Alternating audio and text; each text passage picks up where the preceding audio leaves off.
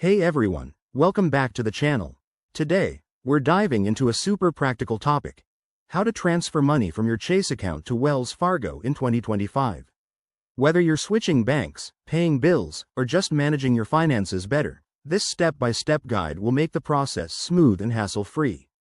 Let's jump right in. First things first, ensure you have active accounts at both Chase and Wells Fargo. Start by logging into your Chase account through their mobile app or website. It's quick and secure, just use your usual credentials. Once you're in, navigate to the Transfer or Move Money section, which is usually front and center in the dashboard. Next, you'll need to add Wells Fargo as a recipient. This step is crucial, so have your Wells Fargo account number and routing number handy. Enter these details carefully to avoid any delays or errors.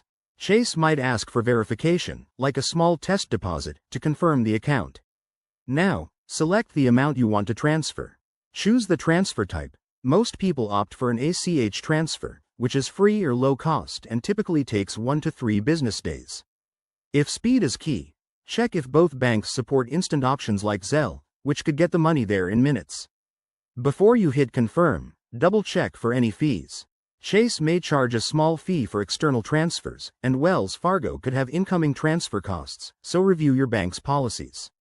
Once everything looks good, authorize the transfer and keep an eye on your email for confirmation. A few quick tips to make this even easier. Always transfer during business hours to avoid weekend delays, and verify daily limits on your Chase account. Some are capped at $5,000 per day. Also, for security, enable two-factor authentication if you haven't already. And there you have it.